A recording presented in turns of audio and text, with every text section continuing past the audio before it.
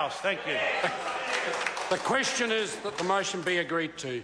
Honourable David Parker. Mr. Speaker, I must have been at a different committee to that man. I sit on the Finance and Expenditure Committee, and the committee that I was on heard that 180,000 people have gone to Australia, that we've had rising unemployment, that the wage gap has increased between New Zealand and Australia, that the government hasn't rebalanced the economy towards exports, and that the current account deficit this year is the second worst in the developed world after Greece, and next year, by the IMF's calculation, is the worst in the world. That select committee heard all of that. Where was that member? I thought he was meant to be chairing it. I don't. Mr. Speaker, you know what? New Zealanders are disappointed in this government, and I want the Minister of Finance, when he stands up, to apologise to New Zealand for failing to meet his undertakings to the electorate, time after time. 2008, he was elected on the promise to close the wage gap with Australia. What's happened? It's going up. It's going up, and indeed now it's so large that an Australian works 4 days to earn what a New Zealander has to work 5 days to earn. It's gone up 50% from $120 a week to $180 a week. And even when you use the measure that the Deputy Prime Minister now uses, which isn't the measure that the Prime Minister used to use, but even when you use his recalculation, when you take into account the increases in GST and when you strip out the tax cuts that were already coming from the Labor Party, even on an after-tax basis, when you do it properly, that wage gap has got bigger. Mr. Speaker, why should the government apologise? Because they're mismanaging things. And including in the Minister's own department, the Treasury, egregious mismanagement of the Crown Retail Guarantee Scheme, where for the first 5 months after they gave a guarantee to finance companies, they didn't even ask one question as to whether they were increasing their lending and their deposits by hundreds of millions of dollars on the back of that guarantee at the cost of the guarantor taxpayer. Didn't even do it. Then last year we had scandal after scandal. We had ACC, we had .com and the Prime Minister having his brain fades, and the Deputy Prime Minister forgetting to talk with the Prime Minister. So he was beset with that issue rather than managing the economy. We had the bank's donation scandal, and it is scandalous that we have a member in this House who broke the law in respect of campaign donations to try and get elected. That man, of course, they supports the government who tripled council debt when he was last Mayor of Auckland. We've had the Sky City bungle, where some parties had the inside running, crony capitalism, where the insiders got the deal and everyone else didn't know about the deal, and so the Auditor General found that it wasn't fair. And what's the impact of the government dealing with scandal after scandal instead of doing what it does? The economy is not doing as well as it should. The latest scandal is the government trying to say it's not their fault that Solid Energy's as far in the shtuk as they are. I've got a letter here from the then Minister of State-owned enterprises, Simon Power, to Solid Energy in 2009. First off, it notes that there's a significant decline in forecast coal prices. So this is the government acknowledging that in 2009 they knew that issue.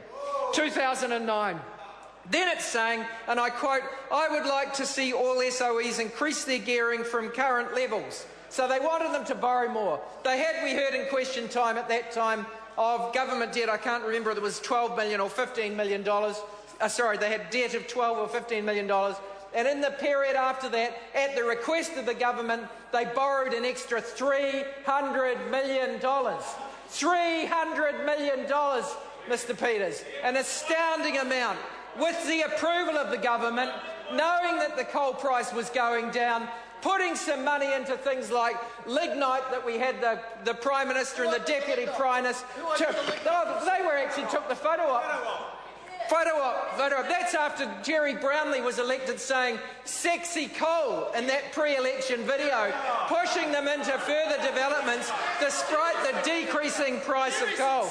The Labor Party, and it's a matter of public record, we were quite opposed to the lignite developments. The government ripped the rug out of under them on biofuels, which they'd invested in, by Jerry Brownlee changing the legislation and completely ripping away the market. But the National Party says that is not their fault. The incompetence of this government on economic matters can be judged from the fact that their central economic agenda for this 3 years is selling off the electricity SOEs. Selling what is the bell gone? No. Selling what already exists. Selling what already exists does not increase New Zealand's output. And it's this lack of an economic plan, this failure to do what they promised to do, which was to move New Zealand towards an export-led recovery and export jobs, that is at the heart of New Zealand's problem. They refuse to do what everyone agrees they need to do except for them.